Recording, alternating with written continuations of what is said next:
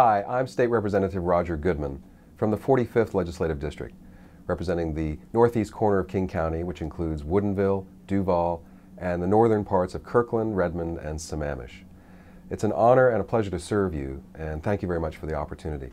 We're here now in the beginning of the fourth week of the legislative session here in Olympia, and boy, is it hot and heavy. We've got a lot of bills flying through the committees, receiving hearings, on their way to the House floor. Same thing going on over in the Senate. And now I'm kind of overloaded, actually. I've introduced 23 or 24 bills on a wide variety of topics, but mostly in the area of our justice system. I'm the chair of the House Public Safety Committee, which has jurisdiction over our criminal justice system and also for emergency preparedness and emergency management. And so I'm sponsoring quite a number of bills related to assault and to drunk driving, domestic violence, and also to being better prepared for fire. We had a huge problem with wildfires last summer, so other emergency preparedness matters.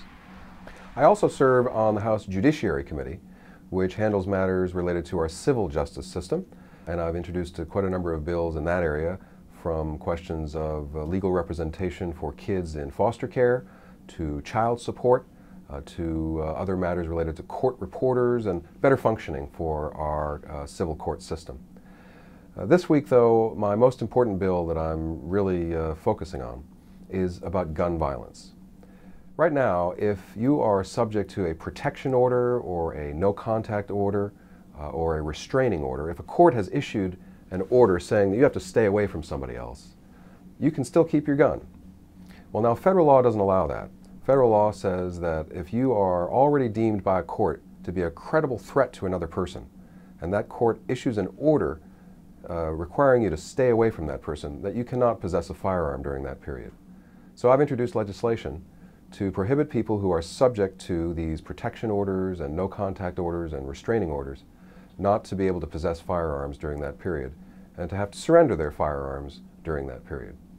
I think this is a reasonable, narrow, focused effort to prevent gun violence, particularly when courts have already found that people are a credible threat and have maybe already committed acts of violence against other people.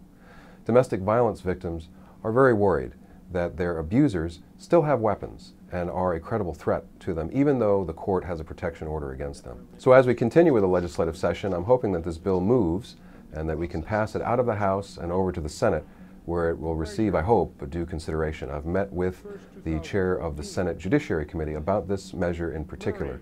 Again, this isn't about sensationalism. This is really about a real problem that we have experienced, that we've heard about from victims and survivors of domestic violence. So as we move forward through the legislative session now, I really need to hear from you, because I represent you, and I want to hear what your views are on a wide variety of matters. So I encourage you to contact me by email or give us a telephone call here in Olympia. And if you really want to, I very much appreciate a personal visit, because that FaceTime makes a difference to me. It puts issues literally on my radar screen and raises it higher in my attention, because there's so many different issues swirling around that it's hard to pay attention to all of them. And so I'm assuming that on the screen you're seeing the way to contact me, and I really do encourage you to contact me. We're going to be moving forward week after week now. We have quite several weeks left before the legislative session wraps up. We're going to be starting to consider the budget soon. And so that's really about funding, adequate funding for our public school system, adequate funding for higher education, funding for our transportation system, and also fixing healthcare financing as well. So a lot of huge tasks in front of us. So in the meanwhile, please do contact me, and I'll be back to you again with another update pretty soon. Thanks again for the honor of serving you.